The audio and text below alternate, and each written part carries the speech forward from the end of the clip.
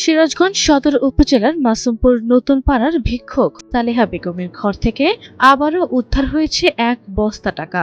এর আগে গেল ৯ অক্টোবর একই স্থানে তল্লাশি চালিয়ে উদ্ধার করা হয়েছিল ২ বস্তা টাকা। ১১ অক্টোবর সকালে উদ্ধার করা নতুন বস্তার টাকাগুলো গুনে দেখা যায় মোট ৪৭,৮২৬ টাকা রয়েছে। এর ফলে ২ দফায় উদ্ধার হওয়া টাকার পরিমাণ দাঁড়ালো ১,৭৪,০৭৯ টাকা। হিসাব করিনি, হিসাব করি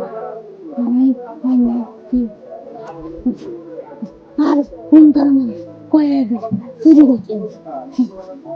স্থানীয় সূত্রে জানা গেছে, প্রায় ৬৫ বছর বয়সী সালেহা বেগম দীর্ঘ ৪ দশক ধরে ভিক্ষা করে জীবিকা নির্বাহ করে আসছেন। সিরাজগঞ্জ কাউমি জুট মিলের পরিত্যক্ত একটি বারান্দায় একাই বসবাস করতেন তিনি। এখন সে মৃত্যুসজ্জায় হাসপাতালে নিয়ে যাওয়া হয়েছে। হাসপাতাল থেকে আনার পরে তাকে জিজ্ঞেস করা হয় টাকাটা পয়সা আছে কিনা। প্রথমে সে কোনো কথা বলে নাই, পরবর্তী এশারা বলছে যে ওই মসজিদ ইউনিয়নের বারান্দায় ওখানে টাকা আছে। সেখানে আমাদের গ্রামের কাউন্সিলর শাহরিয়া শিশুব আমাদের ময়মুরবি নিয়ে ছেলেপেলে নিয়ে ওখান থেকে গত পরশু দিনকে 2টা ব্যাগ উদ্ধার করে টাকার। সেখানে অর্ধেক টাকা পরিত্যক্ত এবং অর্ধেক টাকা ভালো ছিল। সে টাকা ছিল ১,২৬,০০০। আর আজকে যে আবার উনি নিয়ে আসছে লোকজন সাথে নিয়ে খুঁজে বের করছে, সেখানে আজকে গোনা হলো টাকা, সেখানে ৪৭,০০০-৪৮,০০০ টাকার মতো বের হয়েছে। প্রায় ১৫-২০ বছর হলো উনি ভিক্ষা করতো।